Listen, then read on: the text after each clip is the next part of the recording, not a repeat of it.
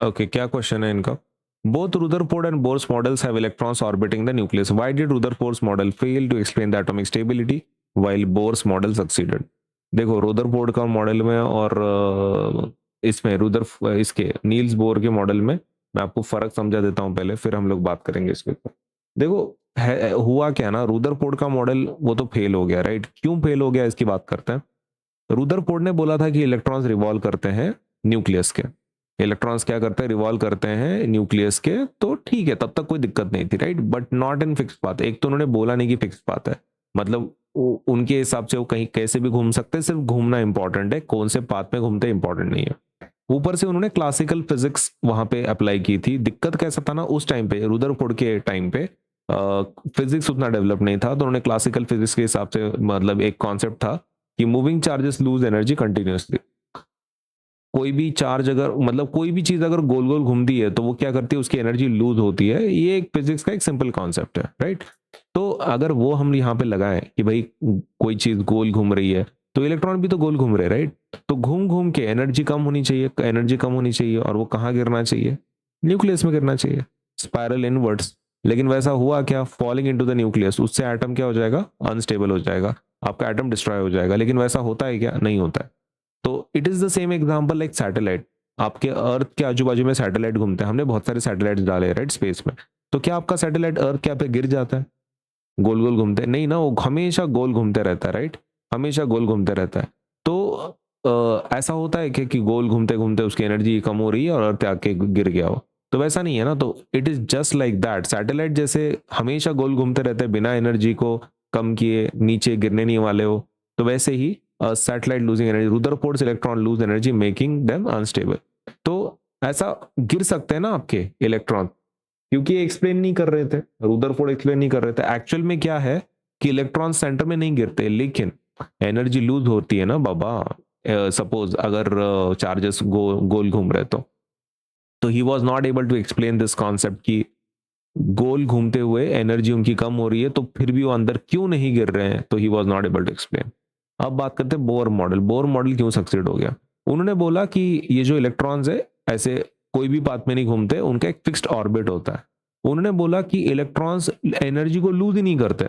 यहाँ पे प्रॉब्लम क्या था कि एनर्जी लूज करते हैं, ऐसा रुदरफोर्ड के सपोज फाइंडिंग्स में, या फिर क्लासिकल फिजिक्स का कॉन्सेप्ट था वो। लेकिन बोर ने सीधा सीधा बोल दिया कि भाई इलेक्ट्रॉन्स मूवी मतलब एनर्जी लूज नहीं करते। मैंने जो एक्सपेरिमेंट किया है, मतलब बोर ने जो एक्सपेरिमेंट किया है, तो उन्होंने बोला कि मैंने जो एक्सपेरिमेंट किया है उसमें ऐसा कहीं नहीं दिखा कि एनर्जी उनकी लूज हो रही है बोल के। और उनके जो ऑर्बिट्स है काफी स्टेबल है, all the orbits are very much stable. And electrons मतलब फिक्स्ड एनर्जी है उनकी, एनर्जी ना कम होती है ना ज्यादा होती है। And electron stage in an atom, atom के अंदर ही इलेक्ट्रॉन रहता है, वो फिक्स्ड उस ऑर्बिट में घूमते रहता है। फॉर एग्जांपल दिस इलेक्ट्रॉन, ये घूमता रहेगा। उसको ऐसा नहीं होगा कि उसकी एनर्जी लूज हो रही है और वो नहीं अंदर गिरना, ये अंदर गिरने नहीं वाला। वो क्यों नहीं गिरने वाला? क्योंकि उसकी एनर्जी लूज नहीं हो रही। तो ये हम लोग ऑर्बिट के साथ एग्जांपल लगा सकते हैं कि बोर का electrons move like stable satellite with constant energy. आपका सैटेलाइट कांस्टेंट एनर्जी के साथ गोल घूमता है, राइट, अर्थ के। तो वैसे ही इलेक्ट्रॉन्स घूमता है। ये एनालॉजी दे रहे हैं हम लोग, एक कंपैरिजन दे रहे हैं कि आपको समझने के लिए, ठीक। So as you have seen कि रुदरफोर्ड के मॉडल का मेन प्रॉब्लम यही था कि एनर्जी वहां पे एटम इलेक्ट्रॉन्स लूज कर रहे हैं और वो सेंटर में गिर सकते थे। और बोर ने बोला था कि एनर्जी वो लूज ही नहीं करते, जिसकी वजह से उनका जो एटम है वो स्टेबल कैटेगरी में आता है। और रुदरफोर्ड का जो एटम है वो नॉट स्टेबल कैटेगरी में आता है, मतलब अनस्टेबल कैटेगरी में आता है। तो इसी को अपने को क्या करना है अभी, एग्जाम के फॉर्म में लिखना है ना, एग्जाम के फॉर्म में लिखना। तो मैं एक आपको पहले शॉर्ट आंसर दे देता हूँ, एंड देन थोड़ा सा एक डिटेल वाला आंसर भी देता हूँ, चलेगा? ओके, तो एग्जाम के लिए या होमवर्क के लिए एक छोटा सा आंसर और फिर एक डिटेल वाला आंसर भी देता हूँ। दोनों में से कौन सा अच्छा लगता है आप लिख सकते हैं, ठीक है? पहले लिख लेते हैं, फिर मैं एक्सप्लेन करता हूँ। रुदरफोर्ड्स model failed to explain failed to explain atomic stability because it could not explain why electrons revolving around the nucleus do not lose energy and fall into the nucleus. Bohr's model, अच्छा ये nucleus है, ये nucleus, हाँ। Bohr's model solve this problem by proposing that electrons move in fixed energy orbits,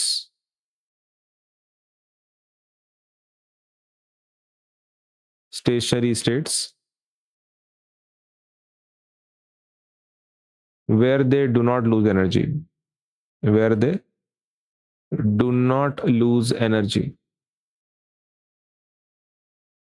Electrons absorbs absorb or release energy only when they move from one orbit to another. Therefore, Bohr's model Bohr's model successfully explain the stability of the atom. Okay तो ये मैं explain कर देता हूँ क्या बोल रहे हैं हम बोल रहे हैं रुदरफोर्ड का model model fail to explain the atomic stability. तो रुदरफोर्ड का मॉडल एटम की स्टेबिलिटी को एक्सप्लेन नहीं कर पाया। क्यों नहीं एक्सप्लेन कर पाया? Because he was not able to explain why electrons revolving around the nucleus do not lose energy. तो रुदरफोर्ड का मॉडल ना एक्सप्लेन ही नहीं कर पाया कि इलेक्ट्रॉन्स क्यों एनर्जी को लूज नहीं कर रहे हैं and fall into the nucleus. तो न्यूक्लियस में गिरने का चांस था, तो he was not able to explain कि भाई न्यूक्लियस में क्यों नहीं गिरेंगे और उनकी एनर्जी क्यों कम नहीं हो रही है। बोर के मॉडल ने क्या बोला? Solve this problem by proposing that electrons move in fixed energy orbit. उनकी एनर्जी कम होने का सवाल ही नहीं आता है, क्योंकि वो एक फिक्स्ड एनर्जी ऑर्बिट में घूम रहे हैं।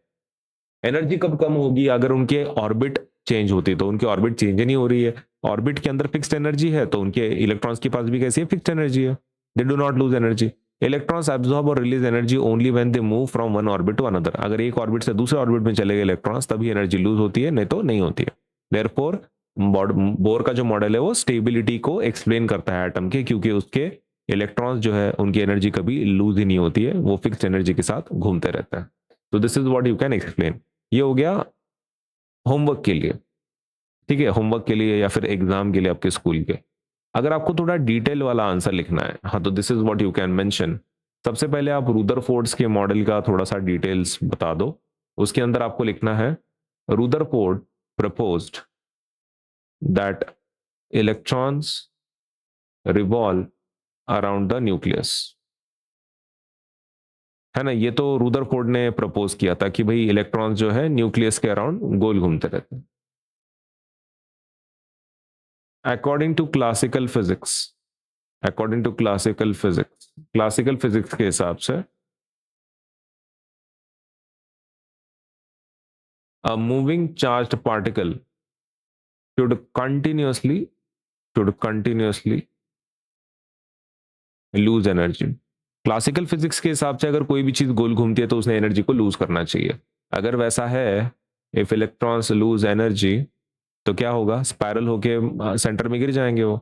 If electrons lose energy, they would they would spiral inward and finally fall into the nucleus। Nucleus में गिर जाएंगे ना वो, right. Therefore Rutherford's Rutherford's model could not explain, therefore Rutherford's model could not explain। क्या explain नहीं कर पाए भाई? why atoms are stable। Atom क्यों स्टेबल है वो एक्सप्लेन नहीं कर पाए। रही बात बोर्स मॉडल की,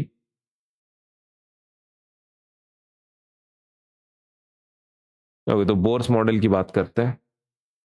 बोर प्रपोज्ड, उन्होंने क्या प्रपोज किया कि इलेक्ट्रॉन्स फिक्स्ड ऑर्बिट में घूमते हैं जिनकी फिक्स्ड एनर्जी होती है, right. Fixed electrons move only in fixed orbit energy levels around the nucleus.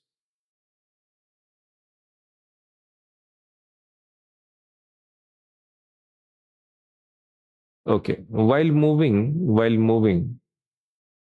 okay nucleus nucleus, हाँ ठीक है। while moving in these fixed orbits electrons do not lose energy. वो एनर्जी को लूज करते हैं क्या? तो नहीं करते, है ना। इलेक्ट्रॉन्स गेन और lose energy, they gain or lose energy only when they jump from one orbit to another। एक ऑर्बिट से दूसरे ऑर्बिट में जब जंप करते तभी वो एनर्जी को लूज करते या फिर गेन करते हैं।